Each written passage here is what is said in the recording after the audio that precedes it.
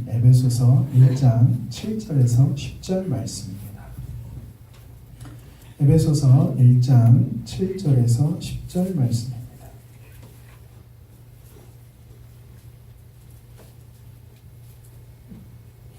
에베소서 1장 7절에서 10절, 제가 한 절 읽고 여러분들이 한 절 읽고 해서 교독하도록 하겠습니다. 우리는 그리스도 안에서 그의 은혜의 풍성함을 따라 그의 피로 말미암아 속량 곧 죄사함을 받았느니라.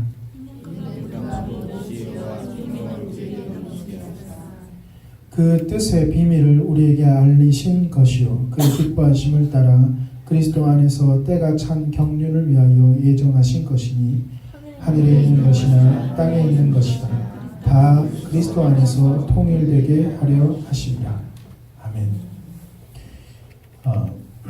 우리는 지금 믿음에 대한 얘기를 하고 있습니다. 여전히 설교 전에는 복습을 하게 됩니다. 믿음이란 무엇인가?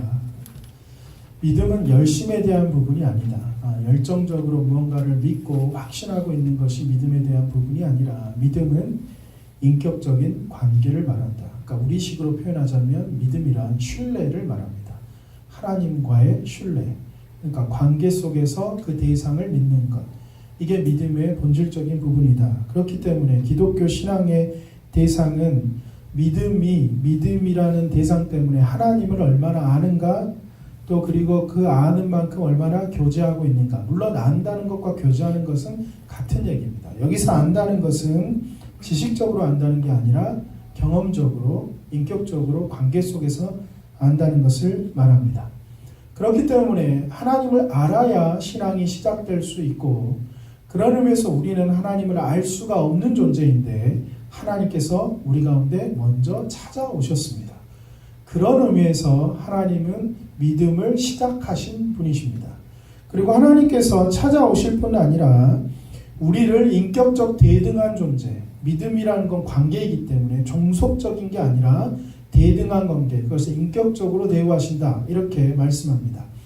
그렇게 대우하시기로 했기 때문에 우리를 조작하거나 조종하지 않고 우리에게 설명하고, 자신을 설명하고 설득하고 보여줌으로 우리가 하나님과의 관계 속에 들어오기를 바라고 계십니다. 그게 이제 믿음의 시작이죠. 자, 인격적인 존재로 여기신다는 것을 창조할 때 우리를 하나님의 형상대로 만들었다라고 표현할 수 있고, 구원받을 때 우리를 하나님의 자녀 삼았다라는 말로 표현할 수 있습니다. 그 자녀 삼았다, 형상대로 지었다는 말이 하나님이 우리를 어떻게 대하고 있느냐라는 걸 보여주고 있습니다. 하나님은 우리를 무슨 일하는 종으로나 혹은 이렇게 어디 불쌍해서 이런 게 아니라 우리를 하나님과 교제할 수 있는 인격적인 대등한 존재로 대우하시고 그렇게 대하시기로 작정하시고 시작하셨다라는 겁니다. 그렇기 때문에 믿음의 성장은 하나님을 아는 것과 직결되고 그게 믿음의 가장 중요한 요소입니다. 아까도 말했지만 하나님을 안다라는 것은 지식으로 나 그 사람 알지 이게 아니라 관계 속에서 안다라는 겁니다. 그 사람을 알아. 그러면 그 사람과 오랜 기간 동안 지내면서 내가 그 사람을 알지 라고 하는 그 알입니다. 성경에서 하나님께서 내가 너를 안다 라고 말하는 것도 그런 뜻입니다. 히브리어로는 야다라는 말입니다. 함부로 쓰지 않습니다. 야다라는 말은 부부관계나 혹은 가족들에게만 쓰는 말이 이 야다라는 말입니다.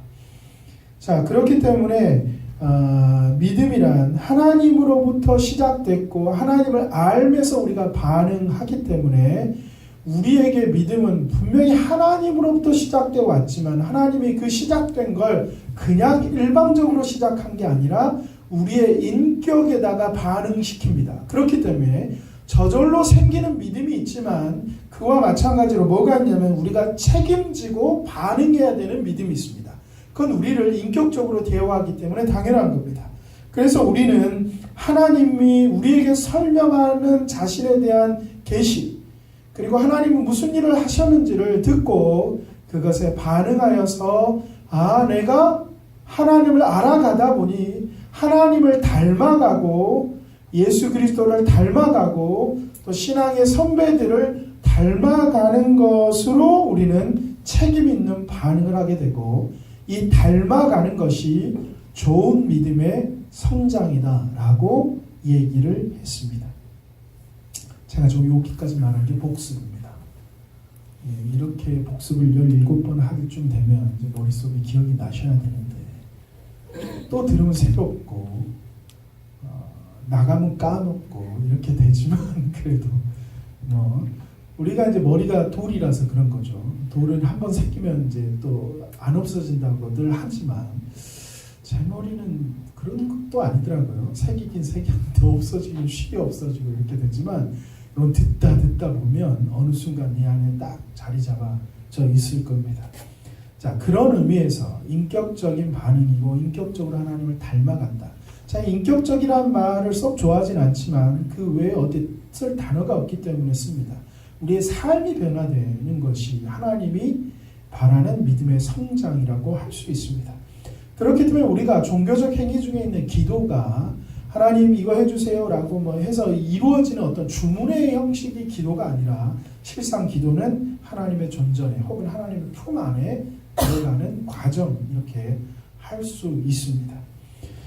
좋고 강한 믿음은 인격적인 차원에서 하나님을 닮아가고 하는 겁니다. 반대로 거짓된 믿음은 뭐냐면 거짓되고 잘못된 믿음은 닮아야 하는 인격적인 반응과 목표를 놓치고 하나님을 수단으로 삼는 것. 더 쉽게 표현하면 아까도 지금 제가 좋은 믿음이란 뭐라 그랬냐면 인격적으로 우리가 변화되고 닮아가고 성숙하는 거라고 했는데 좋지 않은 믿음은 이걸 놓치고 뭐라는 거냐면 하나님 믿어서 뭔가 잘 되고 내가 열심을 내고 있어서 드러내고 하는 것들로 바꾸는 것이 좋지 않은 믿음입니다. 그런 의미에서 신앙이 좋다라는 것은 달리 표현하면 뭐가 되는가 하냐면 신앙이 좋다라는 것은 어떤 특별한 초월적인 거거나 종교적 형태를 지니거나 어떤 신비로운 경험이 아니라 상식과 일반과 자연, 우리의 삶에 대한 부분이다라고 할 수 있습니다. 좀 이 단어들이 다 마음에 저는 안 들지만 하여튼간 반대적으로 말하려고 합니다. 근데 이거 질문 하나 던지겠습니다. 여러분 영적이다 우리가 표현하는 겁니다. 그럼 성경 보는 것은 영적인 겁니까 아닙니까? 영적인 거겠죠. 성경 보는 건 영적인 겁니다. 그럼 밥 먹는 건 영적인 겁니까 아닙니까? 이런 겁니다. 우리가 생각하는 영적인 것 혹은 좋은 믿음은 뭐라고 생각하냐면 어떤 종교적인 형태, 종교적 형태라니까 교회에서 하는 일, 열심 이게 이제 좋은 믿음의 결과라고 생각하나 혹은 신비한 체험 혹은 초월적인 능력 제가 막 방언을 한다거나 신유를 한다거나 이런 것들이 훨씬 더 좋은 믿음이라고 생각하지만 성경에서 말하고 있는 것은 그 부분이 좋은 믿음이라기보다는 좋은 믿음은 어디에서 드러나게 돼 있냐면 일반적인 우리의 삶 그걸 상식, 자연, 일반이라고 제가 표현하는 겁니다. 반대로 표현하는 것. 그러니까 쉽게 말하면 우리의 삶에서 표현되는 겁니다. 이게 굉장히 중요한 부분이고 제가 중요한 질문을 던지는 겁니다. 여러분 교회에서 밥하는 거는 영적인 일일까요? 아닐까요? 교회에서 밥하는 거. 영적이잖아요. 그렇죠? 아닌가요? 뭔가 괜찮은 거잖아요. 교회 일이고. 그리고 주방 일을 굉장히 중요하게 여기죠. 왜 그러냐면 교인들을 대접하는 거잖아요. 그러면 교인들을 대접하는 일이 얼마나 또 좋은 일입니다. 근데 여기 교회가 아니라 집에서 교회 식구들을 대접하는 것도 영적인 일이겠죠. 같은 의미에서. 같은 선상에서. 그럼 교회 식구 있잖아요. 제가 교회 식구죠. 목사님을 대접하는 것도 아주 좋은 일입니다. 그런 식으로 말하자면 제 아내가 우리 집에서 밥을 하는 건 영적인 일이겠죠. 무슨 말인지 이해가십니까? 매번 영적인 일을 하는 거죠.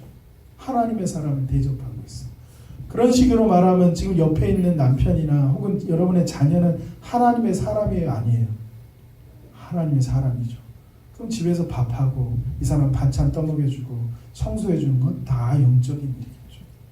제가 왜 이렇게 질문을 하는 거냐면 우리의 머릿속에는 이미 영적인 것과 영적이지 않은 것이 구분되어 있습니다. 그 말은 뭐냐면 우리는 좋은 믿음은 영적인 부분에 있는 거라고 생각하고 세속적인 것에서는 좋은 믿음은 드러나지 않는 거라고 생각합니다. 교회 안에서는 믿음이 있고 세상 가운데서는 다르다라고 생각하는 이분법적 사고가 우리가 잘 믿음에 대한 정확한 이해가 없기 때문에 나오는 것이기도 합니다. 오늘 우리가 읽은 본문 1장 7절에서 10절이 그 내용을 담고 있습니다. 자 보면 우리는 그리스도 안에서 그의 은혜의 풍성함을 따라 그의 피로 말미암아 속량 곧 죄사함을 받았느니라. 이는 그가 모든 지혜와 총명을 우리에게 넘치게 하사 그 뜻의 비밀을 우리에게 알리신 것이요 그의 기뻐하심을 따라 그리스도 안에서 때가 참 경륜을 위하여 예정하신 것이니.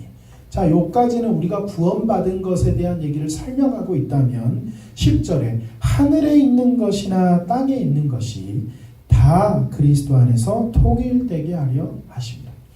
여기서 대조하고 있습니다. 하늘에 있는 것과 땅에 있는 것. 우리식으로 표현하면 영적인 것과 세속적인 것, 거룩한 것과 속된 것을 말합니다. 실제로 우리가 살고 있는 이 세상은 우리가 죄를 지음으로 타락하게 되어 있죠. 온전한 하나님의 영광을 드러내는 온전한 하늘과 땅은 아니에요. 새 하늘과 새 땅으로 가게 되죠. 그럼에도 불구하고 우리가 구원받음으로 에베소에서는 무슨 얘기를 하냐면 이 세상을 바라볼 때 그냥 바라보는 게 아니라 그리스도 안에서 통일되어서 이 땅을 바라보는 걸 뭘 바라보는 거가 똑같냐면 하늘과 땅을 바라보는 게 다 통일되어 바라보는 거예요. 그러니까 더 이상 그리스도 안에서 하늘에 속한 것은 이쪽이고 땅에 속한 건 사탄이고 이게 아니라 예수를 믿는 자는 뭐라는 거냐면 하늘에 속한 거나 땅에 속한 것이나 이 모든 것이 다 그리스도 안에서 통일되어서 내 안에서 그리스도를 통하여서 보여지는 시각과 생각과 이 모든 것이 내가 저주받은 땅이라니까 이상하지만 타락한 땅의 삶에도 불구하고 그리스도 안에서 새하늘과 새 땅을 바라보듯 보게 되는 것이 그리스도 안에서 통일되는 거라는 거죠. 자, 그러니까 우리는 자꾸 신앙이 좋다라고 말하면 초월과 자연 이런 걸 나눠가지고 성스러운 것과 속된 것으로 나눕니다. 영적인 것, 속된 것, 세속적인 것 이런 식으로 나누고 이 영적인 것은 자꾸 우리는 뭘 생각하냐면 교회 일이나 혹은 어떤 종교적 열심이나 혹은 기도하고 말씀 보고 찬양하고 예배 드리는 어떤 특정한 행동에다가 맞추게 되어 있습니다. 그래가지고 신앙이 좋아지면 자꾸 어떻게 될 거라고 여기냐면 아무것도 안 하고 종교적인 것만 하려고 합니다. 그러다 보니까 종교적인 열심을 갖게 되고 내가 믿음이 좋아지게 된다는 사람들의 특징이 자꾸 어디를 안 가게 되냐면 집에를 안 가고 계속 교회에만 있으려고 합니다. 교회에 있는 게 되게 영적인 것이라고 생각합니다. 근데 여러분 교회에서 뭐 영적인 일을 하지 않잖아요. 교회에서도 밥 먹고 뭐 똑같아요. 청소하고 똑같습니다. 그러니까 여러분들 생각 속에 목사님은 굉장히 영적일 거라고 생각합니다. 직장도 교회고 집에 들어갔다 또 교회 오고 그러니까 막 삶이 막 천국처럼 막 반짝반짝 거릴 거라고 생각하지만 그렇지가 않습니다. 자꾸 그러다 보니까 믿음이 좋아진다 그러면 자신의 삶을 폐쇄시킵니다. 그래서 막 자꾸 산으로 들어가야 될 것 같고 수도승처럼 살아가야 될 것 같고 세상과는 분리되어야 될 것 같고 영화 보면 안 될 것 같고 내가 즐거운 일 하면 막 벌 받을 것 같고 이러는 겁니다. 그런 삶을 살아가는 사람도 있어요. 그런 삶을 살아가면서 내가 정말 영적인 삶을 살아간다고 자꾸 드러내다 보니까 그렇게 살지 못하는 사람 마음속에 무슨 마음이 드냐면 나는 절대 거룩해지고 싶지 않다. 나는 죽어도 거룩해지면 안 되겠다라는 마음이 듭니다. 거룩해지는 건 언제? 죽을만 할 때. 세상 즐거움 다 누리고 이제 죽을 만할 때 그래야지 이런 마음이 드는 것도 이런 이유 때문에 그렇습니다. 그러나 좋은 믿음의 경지, 신앙의 높은 경지로 가면 내가 그 신앙의 높은 경지로 가는 게 어떤 종교적 행동, 예를 들면 기도를 나는 너무 열심히 하루에 10시간씩 해요. 기도를. 이럴 일은 없겠지만 5시간 합니다. 성경을 하루에 막 한 권씩 팍팍팍 읽어요. 내가 전도하려고 막 헌신하고 밖에 나갑니다. 라는 형태, 그게 틀렸다는 게 아니에요. 그런 형태로만 드러나는 게 신앙의 높은 경지가 아니라, 신앙의 높은 경지는 어디서 나타나게 돼 있냐면 표정에서 나타나게 돼요. 표정. 제가 표정이라고 말한 이유는 뭐냐면 삶에서 나타나는 거죠. 삶에서. 삶의 태도와 성품에서 변화되는 겁니다. 여러분, 표정이요 그냥 나오지 않습니다. 특히 40살 넘어가신 분들은 그런 얘기 하죠.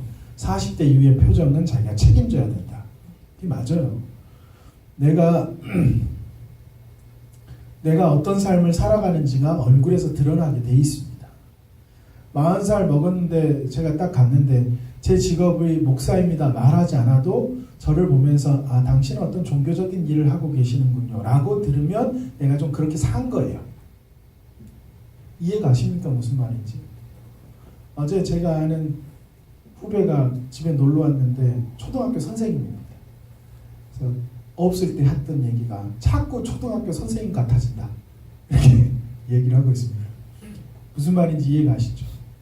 표정에서 변화된다는 것은요, 자신의 삶에서 드러나는 얼굴 모양이고 태도이고 말투입니다. 그게 좋은 믿음의 표지인 겁니다. 그러니까 좋은 믿음은 어디서 드러나는 거냐? 내가 얼마나 기도를 많이 했느냐, 내가 얼마나 말씀을 알고 있느냐, 내가 얼마만큼 종교적으로 열심히 하고 있느냐, 얼마만큼 헌신을 하고 있느냐의 부분이 아니라, 사실 이 부분이 필요 없다 이런 얘기가 아니라, 이 부분으로 나의 신앙의 수준을 평가하는 게 아니라, 나의 신앙의 수준은 어디에 있냐면 나의 일상의 삶에 있는 겁니다. 주차장에서, 운전하다가, 가족들을 대할 때, 여기에 나의 신앙의 수준이 있는 겁니다. 자, 이렇게 설명을 하다 보면 자꾸 제가 이쪽 일반적인 삶에 설명하다 보면 주의해야 될 점이 있습니다. 그게 뭐냐면, 좋은 신앙이 일반 우리의 삶에서 드러난다라고 생각되면 이런 질문을 하게 됩니다. 왜 예수를 믿는 사람들이 덜 정직하고 더 나쁘냐? 예수 안 믿는 사람 중에 더 착하고 좋은 사람이 있지 않냐? 그쵸? 주위에 보면 예수 안 믿는데 진짜 이렇게 좋은 사람이 없어. 근데 주위에 보면 예수 믿는데 진짜 나쁜 애들 많습니다. 더 얍삽하고 더 막 재수없고 막 이런 사람들이 있죠. 꼭 그 말은 뭐냐면, 우리가 일반적 삶에서 우리의 종교의 수준, 우리의 신앙의 수준이 드러난다고 하면 우리 이런 질문을 하게 됩니다. 그러면 세상에 있는 윤리와 도덕과는 무슨 차이를 가지고 있느냐라는 겁니다. 물론 윤리성이 좋고 도덕성이 좋은 사람들의 모양과 예수를 잘 믿고 신앙이 좋은 사람들의 됨됨이에 드러나는 모양은 얼핏 비슷할 수 있으나 근원적인 차이가 있습니다. 그건 뭐냐면, 세상의 윤리와 도덕은 언제나 그 근원, 그 배후 끝에 가면 자기를 드러내며 있습니다. 자기를. 내가 얼마나 다른 사람과 다르게 살고 있는가를 드러내는 데가 그 근원적인 데 있습니다. 그러나 예수를 믿고 좋은 신앙이 된다는 것은 드러나는 게 비슷할 수 있으나 뭐가 있냐면, 내 교양과 아름다움과 선함은 나에게서 오는 것이 아니라 하나님께서 나를 하나님의 형상대로 하나님의 자녀로 삼아서 나를 만들어가는 하나님의 은혜와 선하심 때문입니다. 그게 나의 전면에 드러나게 되어 있는 겁니다. 물론 얼핏 보면 비슷하지만 그 근원이 다릅니다. 물론 그렇다고 해서 나는 다 하나님 때문이에요 막 이러면서 말로 막 그러면서 되게 가식적인 사람 같아지면 안 되죠. 그러나 이런 부분으로 설명합니다. 또 하나, 우리의 신앙이 일반적인 삶에서 드러나야 된다라고 여기다 보면 어떤 도전을 받게 되냐면, 기독교 종교를 하나의 관념으로 바꾸려고 하는 시도들이 있습니다. 이 대표적인 시도가 뭐냐면 자유주의 신앙입니다. 들어보셨죠? 자유주의 신앙. 자유주의 신학은 뭐냐면 쉽게, 물론 더 복잡하지만 쉽게 얘기하면 성경이라는 것은 하나님께서 감동으로 기록된 게 아니라 이스라엘 역사 가운데 이렇게 살아야 된다라는 신념을 가르치기 위한 종교적인 틀을 가진 책이다, 교훈서이다라고 생각합니다. 더 쉽게 말하면 하나님의 인격적인 부분 혹은 하나님의 살아있음은 제외시키고 이 말씀을 통해서 내가 이렇게 살게 되었다라는 부분, 교훈, 내가 윤리적으로 이렇게 살게 됐다는 걸 강조하는 게 자유주의 신학입니다. 그러니까 자유주의 신학을 따르고 있는 교회에서 뒤에 표에다 붙입니다. 하나님은 사랑이시다. 이렇게 표를 붙이면 우리는 복음주의 계열에 속한데 하나님은 사랑이시다. 그럼 우리는 어떻게 여기냐면 하나님이라는 인격적인 존재의 신이 있는 거죠. 하나님이 계신 거고 그 하나님의 성품은 사랑인 거예요. 그리고 하나님의 존재가 사랑인 거예요. 그분으로부터 사랑이 나온다고 여기는 게 하나님은 사랑이시다입니다. 그런데 자유주의 신학에서 하나님은 사랑이시다. 이 말은 뭐냐면 사랑이라는 게 곧 하나님이다라는 거예요. 이게 무슨 차이인지 아시겠죠? 우리가 서로 사랑하는 이게 바로 하나님인 거야 라는 거예요. 하나님의 인격적인 관계와 존재는 거부하고 사랑이라는 이것 자체가 하나님과 같은 거다. 이렇게 표현하는 겁니다. 그렇기 때문에 자유주의 신학 쪽은 행동, 실천은 엄청나게 강조하게 되어 있습니다. 우리보다 훨씬 더 사회적 칭찬을 들을 수밖에 없는 구조입니다. 이게 헷갈리지만 그렇게도 한번 생각해 보실 필요가 있습니다. 그럼에도 불구하고 신앙의 좋은 수준은, 내 신앙의 점검의 수준은 어디에 있냐면 특정한 행동이 아니라 나의 삶에 있습니다.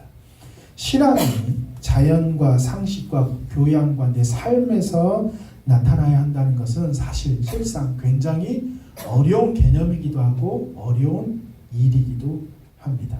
반대로 착한 사람이 예수를 믿지 않는 사람들이 많은 것, 착한 사람 중에 예수 안 믿는 사람이 더 많고 예수 믿는 사람 중에 더 얍삽하고 더 교활하고 더 엉터리인 사람이 많음에도 불구하고 그들이 예수를 믿고 구원받고 천국에 간다는 것 또한 어려운 말입니다. 착하다고 구원받는 게 아니구나라는 말이 또한 어려운 말이기도 합니다. 마찬가지 접근을 하다 보면 우리의 신앙이 전도를 잘하고 말씀을 잘 보고 기도를 잘하고 하나님 앞에 헌신하는 행동으로 나의 신앙을 점검할 수 없다는 것 또한 어려운 말입니다. 지금 제가 이걸 설명하고 있지만 어려운 말이에요. 저 사람 믿음이 좋다. 그러면 우리는 여전히 그 사람이 얼마나 말씀을 잘 보고 말씀 볼 뿐 아니라 기도를 열심히 하고 내가 새벽 예배를 하고 내가 금요 기도회를 오고 내가 혹은 하나님 앞에 이렇게 헌신하고 하는 부분으로 말하지만 그것이 나의 신앙의 수준을 점검하는 것이 아니다라는 말은 실상 어렵습니다. 하나의 예를 들면서 이걸 설명하겠습니다. 여러분 욕조 집에 있죠. 없는 집도 있지만 큰 욕조가 있으면 욕조에 물을 받을 때 수도꼭지를 딱 틉니다. 그러면 물이 쭉 떨어지죠. 시간이 오래 걸릴까요? 적게 걸릴까요? 한참 걸립니다. 여름 되면 저희 옥상에다가 그 수영장을 하나 만들어 놓는데 엄청 힘듭니다. 물 받기도 어렵고 물 푸기도 어렵습니다. 수영장에 물 받는데 꽤 놀 때는 작은데 물 받을 때는 꽤 큽니다. 한 2시간을 받으면 발목이 찹니다. 2시간. 애들 놀려면 한 그래도 허리까지는 아니어도 무릎까지인데 애들이 노는데 그러면 한 4시간을 받아요. 4시간에 5시간은 물을 받아야 됩니다. 자, 물이 욕조 안에서 이렇게 똑똑똑똑똑 떨어지는 것을 물 기둥이라고 생각하시면 됩니다. 자, 나는 누구냐면 나는 욕조예요. 자, 물 기둥은 뭐냐면 하나님으로부터 은혜가 외부로 쏟아지는 겁니다. 하나님으로부터 은혜에 쏟아지는 은혜의 물 기둥이 나에게 확 쏟아지면 너무 감격스럽죠.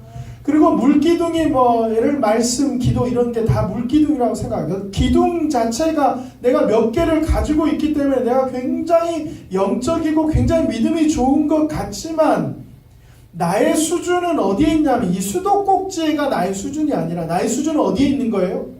욕조 물에 있는 겁니다.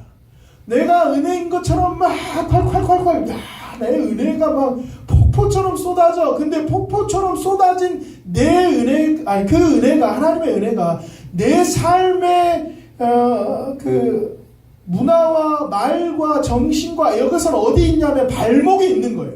발목에. 그 발목에 있는 것이 나의 신앙의 수준. 지금 제가 설명하고 있는 것, 신앙은 자연과 상식에서 드러나고 점검된다라고 하는 건 이 욕조인 겁니다.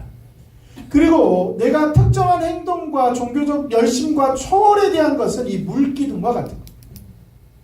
그러니까 여러분들이 어느 날 기도를 열심히 하고 막 방언을 받고 막 금식을 했더니 막 하늘을 날아갈 것 같고 하나님과 동행하면 손 붙잡고 막 날아다니고 있는 것 같지만 집에 딱 들어가가지고 남편을 보는 순간 성질이 확 나고 집안 꼴을 보면 욕이 탁 튀어나오는 것, 요것이 자기의 수준이에요.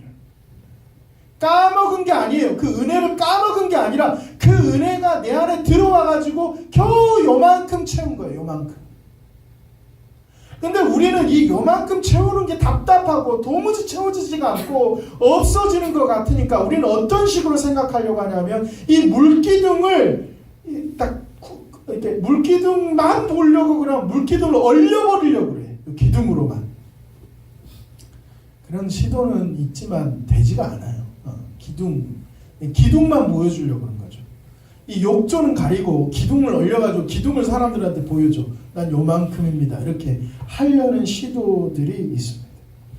그러니까 우리가 이 물기둥을 생각한다면 말씀을 보고 기도를 하고 헌신을 하고 봉사를 하고 기타 다른 이유로 하나님께서 부어주신 은혜죠. 이거는 감격이고 기쁨이고 막 너무너무 즐거움이고 막 뛰어놀고 싶은 그런 그 체험임에도 불구하고 우리의 삶의 전체적인 삶의 수준은 딱 요만큼 올라갈 거예요. 그게 우리의 인격의 수준이고 신앙의 수준이기도 합니다. 우리가 주의해야 될 건 뭐냐면 신앙의 몇 가지 행동들과 지표들로 우리의 믿음이 그 정도다 혹은 내 믿음이 좋다라고 생각해서는 안 된다는 걸 머릿속에 염두에 둡니다. 왜 그러냐면 성경에서는 예수님이 이런 말합니다. 나더러 주여 주여 하는 자마다 다 하나님 나라에 올 것이 아니다. 주여 내가 주님의 이름으로 말씀을 가르치고 주님의 이름으로 병을 낫게 하였습니다.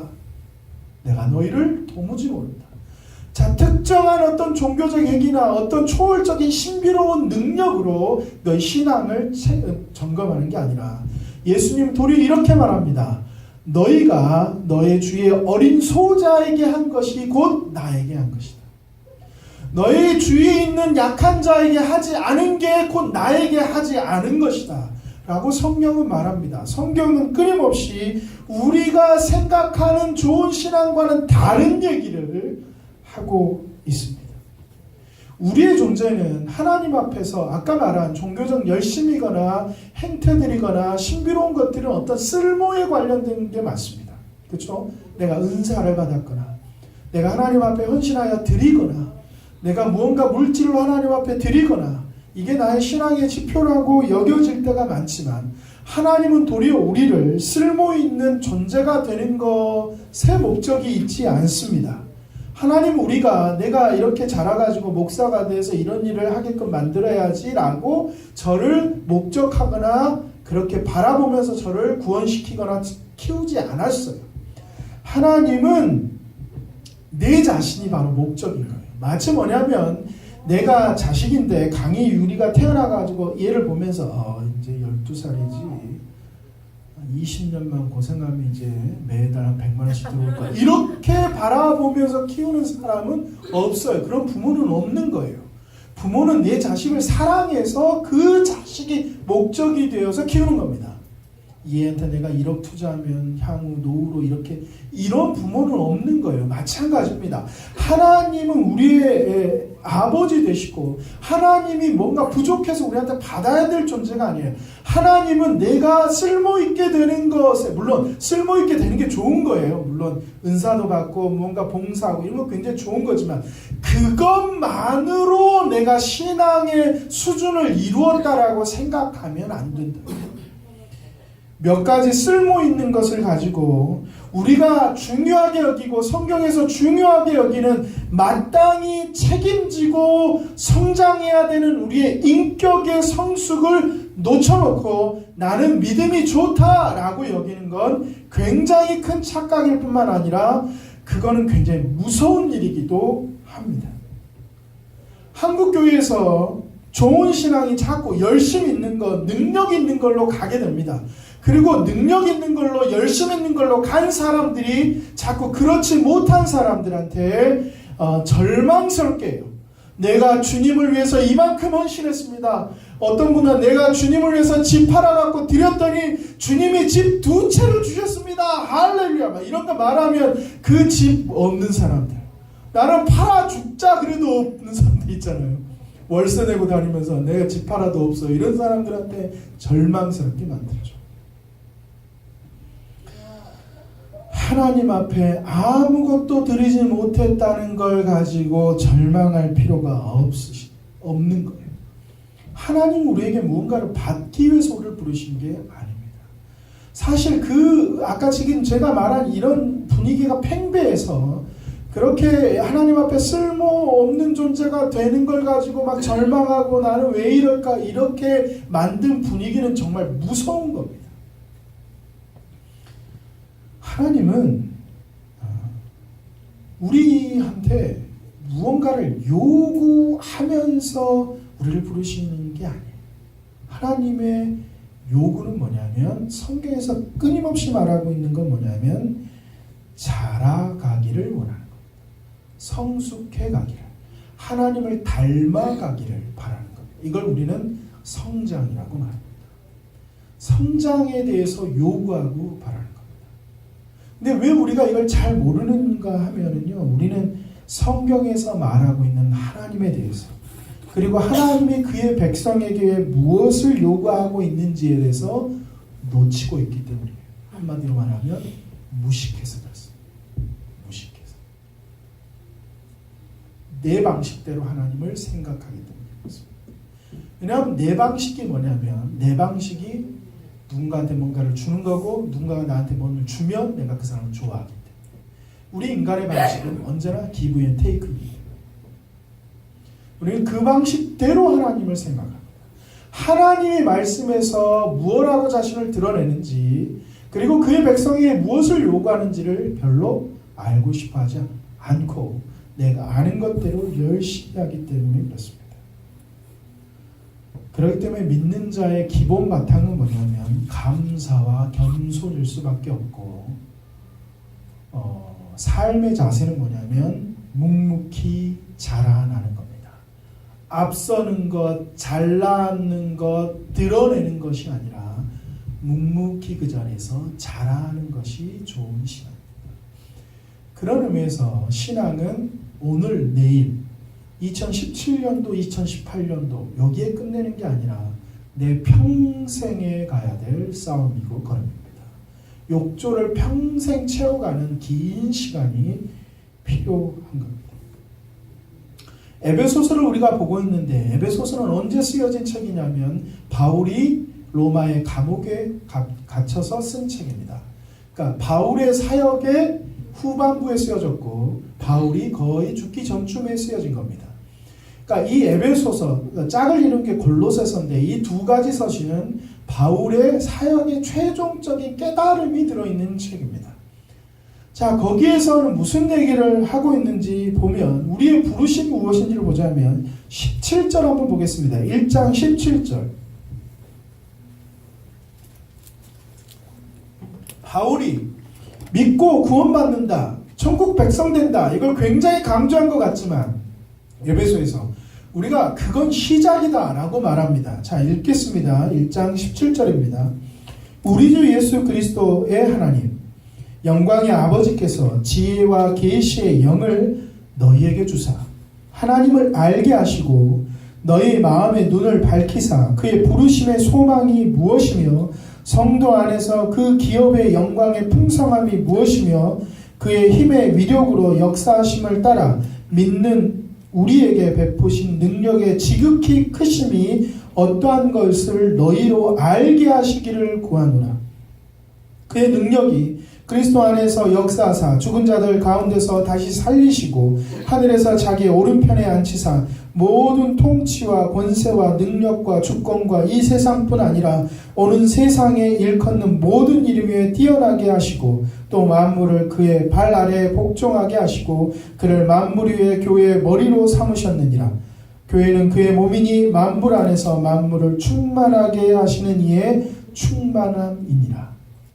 자, 지금 여기서 뭐가 반복되고 있냐면 알게 하기를 원한다. 너희가 알았으면 좋겠다. 자, 바울이 지금 말하고 있는 건 뭐냐면 십자가 사건으로 구원받은 그 이유를 좀 기대하라는 거예요. 그 이유가 얼마나 풍성하고 얼마나 충만한지 너희는 좀 알았으면 좋겠다. 왜냐하면 그리스도가 십자가에 고통받고 죽고 부활하시는 걸로만 고통과 나는 이제 구원받았구나. 주님이 나를 위해서 죽으셔서 구원받았구나. 이거에 멈춰있지 말라는 거예요. 왜냐하면 그 예수님 지금 뭐하고 있냐면 만물을 그 발을 복종시키고 그 크심과 높으심과 주권과 그 놀라운 것을 지금 뭐하고 있냐면 너희 가운데서 하고 있는 중이란 말이에요. 그 예수님이 너희 주인이고 구원자라는 거예요. 너를 사랑해서 죽기까지 하신 분이 지금 십자가에 달렸냐 마냐 이 부분이 아니라 만물이 그의 아래 있고 만물이 그를 통해서 움직이고 있는 그 만물의 전부이신 예수님이 너희 주인입니다. 그러니까 예수 믿고 나서 구원받은 걸로 조금 은혜 받은 걸로 조금 능력 받은 걸로 그걸로 자랑하고 만족하지 말라는 거예요. 그 이후로는 그 영광의 풍성함이 너무 놀랍게 있다는 거예요. 이제 기대하면서 가라는 거예요. 십자가는 시작이라는 겁니다. 그 풍성함을 위해서 그리스도가 너희들의 머리가 되셨다는 거예요. 머리가 되셨다. 여러분, 신앙은 그런 겁니다. 신앙은 우리의 일상의 삶의 변화인 겁니다. 내가 똑같은 걸 봤지만 지금은 이렇게 봤는데 그리스도를 알고 그 풍성함을 경험해서 시선이 바뀌는 겁니다.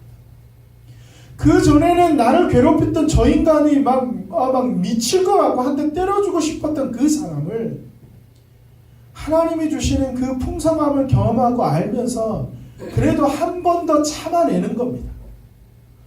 2번 참아내고 3번 참아낼 수 있는 넉넉함을 가져가는 겁니다. 삶의 태도인 겁니다. 교회 안에서 어떤 사람이 나 잘났다고 그렇게 막 들어놓고 정말 눈꼴스럽고 재수없게 굴 때도 그 넉넉함 가지고 그래 네가 재면 얼마나 재겠냐. 한 70년 재면 다 재는 거지 뭐. 70년 많죠. 그렇게 넉넉하게 나는 내 안에서 묵묵히 자라나는가. 그게 신앙입니다. 신앙을 가지고 내가 이런 체험이 있고 이런 것 때문에 막 날뛰는 사람도 있고 어떤 사람은 하늘을 날아다니는 사람도 있어요. 공중에서 떠다니는 사람도 있어요. 그게 신앙이 아니라 신앙은 오늘 내 자리에서 묵묵히 끊임없이 누가 알아주든 알아주지 않든 자라나는 겁니다. 제가 여기가 설교지만 이걸 하면서 여러분들한테 더 당부드리고 싶은 말이 있는 겁니다. 여러분, 이 자라남을 위해서 필요한 건 뭐냐면 하나님이 누구신지 아는 겁니다. 그리고 하나님이 나에게 무엇을 요구하는지를 아는 겁니다. 그 알기 위해서 여러분 다시 제자리로 돌아가는데 말씀을 읽는 것은 아주 기초적인 겁니다. 내가 성경을 이만큼 알았기 때문에 신앙이 높아지는 것이 아니라 성경을 알고 말씀을 알고 하나님을 알아야 제대로 된 길을 시작할 수 있기 때문에 그렇습니다. 여러분, 수요일날 오전 또 밤에 저녁에 그리고 주일날 오후에 성경 읽는 모임이 있습니다. 여러분 잘 생각해 보시면 여러분이 바쁘다고 할 때 제일 먼저 빠지는 시간이 이 시간입니다. 힘들고 어려우면 이 시간이 제일 먼저 빠지게 되어 있습니다. 왜냐하면 여러분들 와서 읽어보면 알겠지만 성경을 읽는다고 해서 갑자기 은혜 받거나 하나님을 향한 지식이 막 넓어지거나 이러지 않습니다. 1시간 공부하면 한두 장, 3장, 4장, 많아야 5장 공부합니다. 성경의 장수는요 2,000 몇백 장인가 이렇게 됩니다. 그런 식으로 한다면 공부할 일이 많죠. 그럼에도 불구하고 그걸 안 하면 내 방식대로 모르는 상태에서 열심만 가지고 하게 돼 있고 내가 받은 게 조그만 거 가지고 자랑하는 게 내 신앙의 전부가 될 가능성이 많습니다. 여러분 수요일날 오전, 수요일날 저녁 그리고 주일입니다. 사실 이 3개 중에 나는 이 3개가 전부도 안 돼 이런 사람 많지 않습니다.